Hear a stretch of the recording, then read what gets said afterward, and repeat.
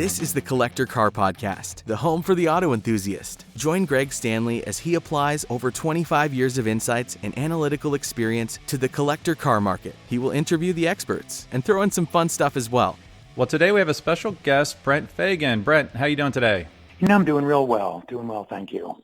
Well, cool. Well, we appreciate you being on the Collector Car Podcast today. And speaking of collector cars, before we get to your cars you currently have in your collection, I'd like to talk about a couple of ones you previously had in your collection, which are rather historic. Do you mind telling us a little bit about your historic Porsches you've owned in the past, maybe starting with the RS? Shortly after graduating from Vatech with my master's degree, we moved back to Colorado, and I've always wanted a Speedster. One day, driving down College Avenue, I noticed a little white Speedster in the Ed Carroll parking lot, and I pulled over to take a look at it, and it had gathered some attention. Some of the local guys around were kicking tires, and it was a real mess of car. You cannot imagine how much of a mess this car was. It leaked from every orifice, and it had obviously not been taken care of. And it looked like there was some damage to the pillar, where the driver's door pillar, but not real bad. But these were early times for Porsche, and so just having a driver was a wonderful thing. Right. I looked at it a couple of times, get in a call to my wife, and every chance I got, I talked to her about it. And oh my gosh, I've always talked about a Speedster and da-da-da-da-da. So I stayed down in Houston, I think it was about 3 weeks, and flew back to Fort Collins and drove back up to the fort from Denver, and walked in our door and met my wife and my children, and she said, well, maybe you better go out and look in the garage. So I opened the door to the garage, and oh my gosh, there it was. Oh my goodness. Wow. She bought that car for me while I was away. Well, that turned out to be a very special Speedster, right? Well, absolutely it did, but finding out that it was special took a while. I got it then, drove it around a little bit, and thought, this is a project. So that winter, I pulled it all apart, and I realized that, oh my gosh, the thrust washers on the rear axle were put on backwards, and doing a lot of electrical work to it to get things hooked up correctly. And while I was doing this work, I came across some things that were really puzzling. Like first time I pulled off the rear wheels, I looked straight ahead and I saw there's removable panels here in the back. Pull 3 screws off each side, and there was a panel, and you're looking at the side of the engine. You're looking at the carburetors, and you're looking at, oh my gosh, I wonder why someone or the factory or whoever it was did that. Then I noticed also while working on it, while doing some of the electrical stuff, that in the front there was a removable panel on the passenger side in back of the spare tire area. And I looked at that and thought, well, now what in the world? And then I noticed something had been mounted behind it. No idea what it was at the time. And then it also had a few oddities in the engine compartment where there were obviously things mounted and things run through the side, the driver's side, but none of it was really that shocking because, again, I really didn't know that much about Porsches. Right. So I bought a couple books, started pouring through them, checking with all the people around that I knew. What's this? One evening, I was in Denver swapping some parts. I looked in a guy's luggage compartment. I looked down at his chassis number and the designation plate that's right next to the gas tank, and I saw his said 356 / I think it was 1600S. And I said to him, mine says 356 / 1500 RS. I said, I find GSs and GTs and S's in all the literature. I've never seen any reference to an RS. Yeah, was that your first point, thinking maybe you do have something special here? Well, no, I thought maybe, but, who knows? So on my way home, I was chatting with my friend that made the trip with me, and I said, I think I'm going to write Porsche Cars Reno and see what they've got to say about this. So I went over to the local Porsche dealer where I bought the car, or where my wife bought the car for me. Right. And got the address to correspond. And so I wrote a letter, in essence, that said, look, I got this car. It's 80820 356/1500 RS. I can't find RS in the literature anywhere. Can you tell me what I've got? I sent it off. About 2-3 weeks later, their response was, we don't have a clue. Oh, no. But we sent your letter off to Germany, though. Maybe they'll know what it is. I thought, well, that's reasonable. Well, about 3 months later, I went home for lunch and opened the mailbox, and there's airmail from Germany. I opened the letter, and it was a letter from the Porsche factory from Ulf Lang, who was the historian at the time. And in essence, he said, oh, my gosh, kid, you've got it. I still have that letter, by the way. And did he tell you what you got?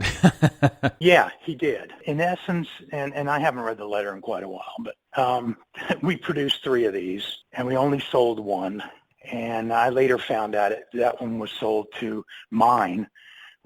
Avery Brundage. That of Brumos? Who founded Brumos. And he took it down to Nassau for Speed Weeks. This was a car built in the race factory, hence RS. Nice. It wasn't built in production like the other GT Speedsters were. This was built with the 550 Spiders. And in fact, the engine's 2 numbers off James Dean's little bastard. It could have been in the race factory same time as his car, which would, I don't know, with that and $1 you can buy a Starbucks, I guess. Now, was this the first and only official RS Carrera Speedster? They built 3. Okay. Mine was the only one they sold. It came with a Spider spec engine, not a GS or GT, which was a different series. They were 547/1s.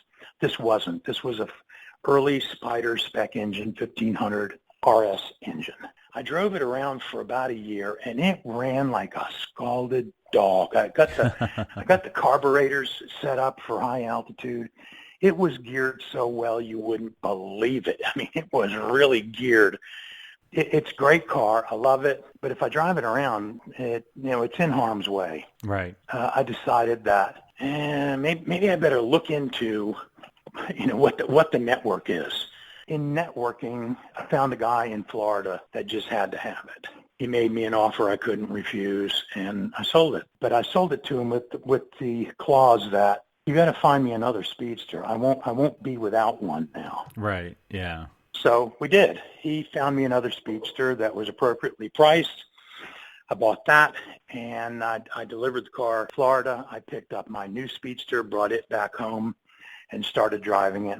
All of a sudden, a dealer in Denver found out about it and had to have it. So okay. I thought, well, I'm not going to be without one. I saw an ad in Pano for one up in Vancouver, BC, and I contacted them. We struck a deal, and that was 84114. That was the Seinfeld car. Okay. So, all right. So we restored that to beyond. Now, what was so special about this third Speedster that Seinfeld ended up buying? It was a really nice car, and and I flew up to Vancouver a couple times, looked it over real well, and we went back with original color, original Hearts top, original this, original that. It had original wheels, and it just turned out to be a stunning restoration. And I really wanted a Concours car. At least I thought I did until I owned one. Right.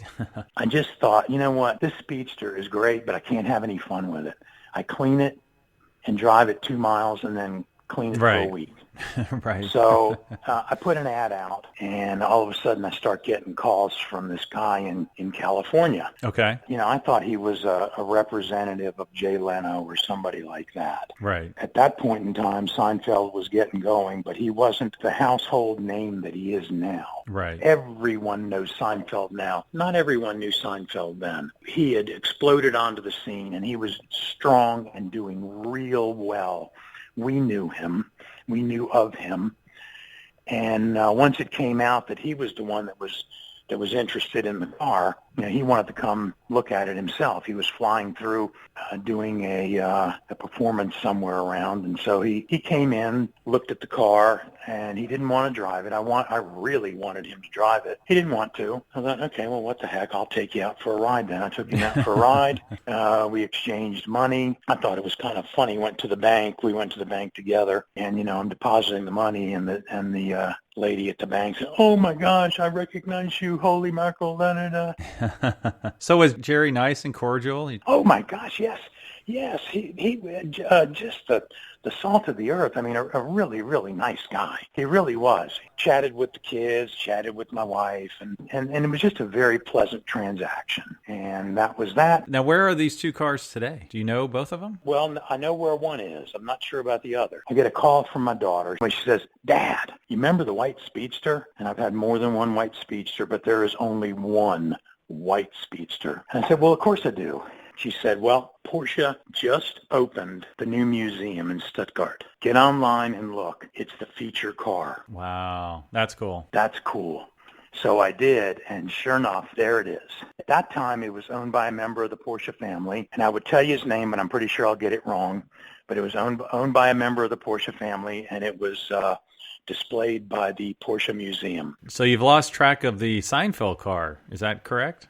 That's right. I do not know where the Seinfeld car is. What's the next car on your list? Well, other than the 6 Speedsters, I've owned a 54, 55, which was 80820. I've owned 2 56s, a 57, and a 58. So I loved all of those. I'm really kind of into early 911s and 912s right now. I've got chassis 350, 407, early 912. That's a Porsche chassis versus manufactured off-site. Then I've the 66 coming in today is a European delivery, or coming in tomorrow, is a European delivery, 912 with European heaters and all the rest of that. Then I also have 65 911, I think 300839, and then I also have 300594, 65 911. I have a 68 911L soft window Targa Sportomatic that had every option you could put on it. You know, in 68, a Becker Mexico was a $990 option. I mean, the cars were only like $3,600, and you put a $1,000 radio in it. Right, anyway, right. Anyway, so that soft window Targa, that's a really cool car. I've got my show car, my show driver, because believe me, I'm never going to do a Concours car again. Is a 1970 911T Irish green, and it's a beautiful, beautiful car. My favorite driver is I've got a 73 914 2.0 original everything with the fuel injection. It's Zambezi green, and I can tell you I bought 4 of them at one time. I took my wife out for a ride in all of them. They came on a flatbed truck, and when we took this one out, she said, "Oh my gosh, this is just like the white Speedster. We're keeping this one. You can't sell this car." Right. So that one, yeah, I sold the other ones, and then I have this one. Let's see. I've also got a 75 914 that's blue. I've got, let's see, a 74 U.S. Carrera, original everything, a 75 U.S. Carrera. I don't know, did I get to 10 there? I would say you're at 10, 11, or 12. Okay, well, that's what I have right now. Well, I definitely need to come by and see this awesome collection one day. It just sounds amazing. That's really Oh, cool. yeah, please do. Please do. Well, there's one little game I like to play at the end that's called Keep, Cash, and Crush. So what I do is I pick 3 cars for you, and you have to tell me which one you want to keep, which one you want to cash in, and which one you want to crush. So are you ready to play this game? Okay, let's go. I stayed away from the 356s because I knew that might have been hard to figure it out. So I picked 3 cars for you. They're all Porsches. One of them is a semi-new 918. One of them is a 1974 RSR. And then the third one is the very first 901 Porsche. Which one would you keep forever? Which one would you cash in? And which one would you crush? It's meant to be difficult. No, it really isn't difficult for me anyway. Oh, it's not? Okay, No, cool. I'm also the local. I'm the Porsche historian for Ohio Valley region, and so I Awesome. have a great time. Every meeting I present some topic about the history of Porsche. So, which one would I keep forever? Yes. Oh my gosh, that one's hard. The Crusher. I hate to say it's the 918. I knew it was going to be the 918 because there's not one new car in your collection. That's, you know what? They're really great cars now. Unless you're going to tell me it's a 918 from what is it, 58, 59? No, it'd be later than that. Anyway, from that era. So no, it's not. So now Right. I'm down to a 73 RS and the first 901. Yes. I think I'd keep the 901 forever and ever, and I think I'd cash in on the 73 RS. Okay, that's fair. That's a good answer. I have people begging me for parts for their 901s. Oh, you got some 901 parts, huh? Oh, shh! Don't tell anyone. I won't tell anyone. No, I don't care if you do or not. But yes, I do have. Well, cool, man. Well, let's stay in touch. Okay, Greg. Thank you. Have a great day. Thanks for listening to the Collector Car Podcast. Don't forget to give us a nice rating on iTunes and be sure to follow us on Instagram and everywhere else at the Collector Car Podcast.